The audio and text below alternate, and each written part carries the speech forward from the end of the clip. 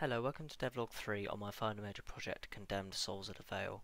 This week has been less productive than anticipated due to taking time out for bereavement, as it has affected my mental capacity during my study time to continue any further work on the project itself. The only thing that has been changed this week and made a breakthrough, which is a positive light but obviously not the best considering the circumstances, is the project scope and definition. I had a discussion with my supervisor over the module in regards to where the project proposal basically will stand and what sort of artifact I'm looking to make, so its definition, scope, purpose. I never got around to actually discussing from my previous week with my supervisor the development timeline I showed in my last video in regards to sort of like a draft development plan for the next 6 months really. But after due consideration and a deep discussion, along with some sort of examples with research that I've got listed in my files, which will be conducting research as well as sort of starting the game design document as of next week, as well as some prototyping because the product is ready to go since I made the repository last week. Basically, the game itself will be surrounding an area of mental health. I'm not sure as of which area because there's quite a lot to not necessarily choose from, but to reflect upon. I'm thinking either the areas of depression or anxiety and sort of showing the day-to-day struggles through this artifact and the character and player relationship it will build, which got me thinking as well the sort of size of the game that I wanted. So thinking about scope, I originally with my supervisor discussed about 2 different worlds, as you saw in my project proposal from week 1 in the devlog 1. It was discussing in regards to the apartment mode world and the demon world, which obviously take into account that's 2 different worlds having to make, plus trying to combine them with a puzzle, and it doesn't it fits together with their own individual aspects, but putting them together in a span of 6 months is probably not enough time to make a fully fledged out game.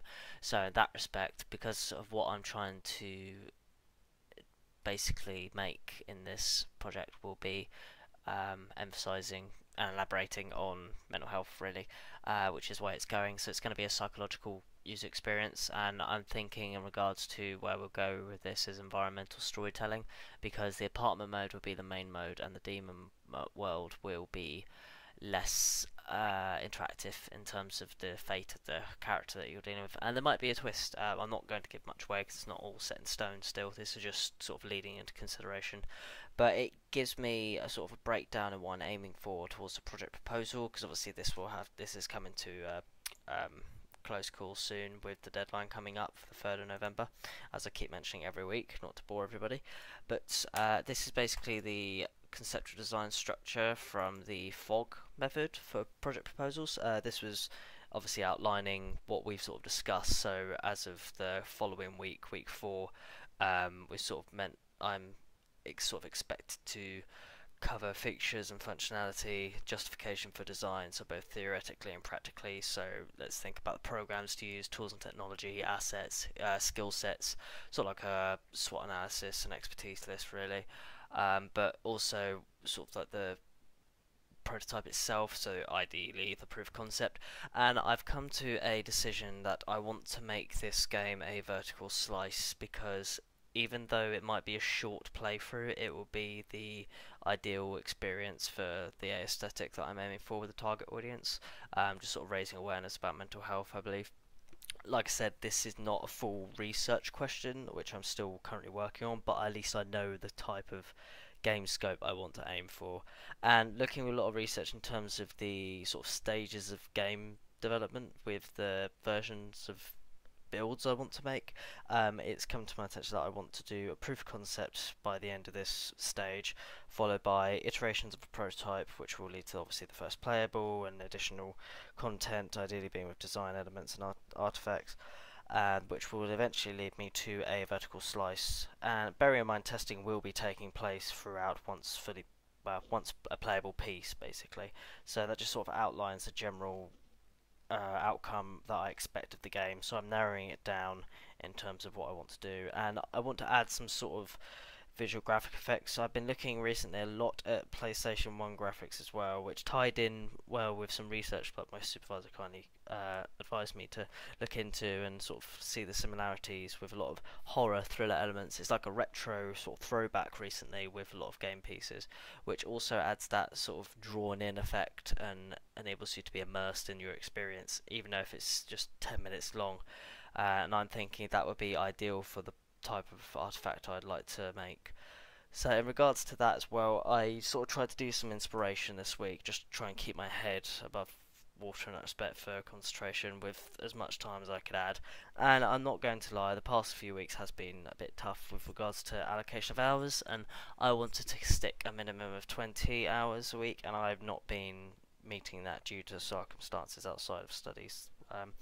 But with regards to the project itself, I want the game to start prototyping next week and officially getting stuck in with programming, because I feel that if I'm right into the code, it can be a lot more fun, a lot more test worthy, and actually just generally seeing if something's going to work. And I don't just mean movement, I mean interactables, I mean game flow, gameplay, the sort of loop would be expected, the UI, just playing around with anything I can to get sort of a general idea working, which would be nice to demonstrate and show as well. But obviously, in terms of inspiration for the game, I did do a bit of sort of concept art, I guess, for like the title, just to give it a bit more of a like an influence for the game itself. So I made this in Photoshop, which is a font used from defont.co.uk or .com, either one. Which is basically like a glitchy pixelated effect of a font, and obviously my title is quite long and it has a lot of O's, and I decided to take out the O's and find a pixelated I and sort of Photoshop that instead, and it actually blends in quite well considering the effects of that. The O's are not actually from the same font because they were two separate images, and obviously combine them together in desaturate mode actually seems very appealing to me, and I quite like the sort of retro-y, glitchy vibe, because that's how the sort of, I think, in the art style will go across as well in terms of that. And I have reconsidered in terms of camera perspectives. This will just be a first-person only game because it's, I think it's sort of trying to narrow down what's needed and what's not. So again, with scope, I don't want to design a model where I will have to change from one perspective to the other, whereas if you just have a character's body as a camera, it makes a lot of time easier to do, and I look forward to just getting the just the player moving around and interacting with whatever world it can with squares. That's part and parcel of the start of it, but eventually when the journey starts, I may even consider doing sort of like an evolution video at the end, just sort of capturing like the production moments of the game, going from initial piece to playable piece. So that will be at least something to look forward to moving on. But as I said, this week has been quite lax in terms of production. I feel that I'm needing to maintain my level of commitment, and I intend to do that once this week has gone out of the way, and I've updated my notes on sort of all my scheduling tools, and I will need to start consideration of project management, because once I go into the pre-production phase, it's sort of heading straight onwards and there's no point of return. So that will be coming to a closure as well soon, so giving it 3 weeks almost, we'll have to decide where the project's going to take me as well. So it's all basically next week we'll decide where I'm going to be, I think, and I'm hoping that it will make a big difference in terms of the hope I have and vision for the project itself. But I look forward to picking out where I leave off from today, from this week, and just see where we go from there. But thank you very much for taking time to watch this, and please stay tuned. I'm hoping it's going to be a lot more practical aspects than just theoretical type-ups, because it feels like I'm literally just going back and forth in folders right now. But hopefully this sort of production will cease and see some actual life in the project. But thank you for watching, and stay tuned next week.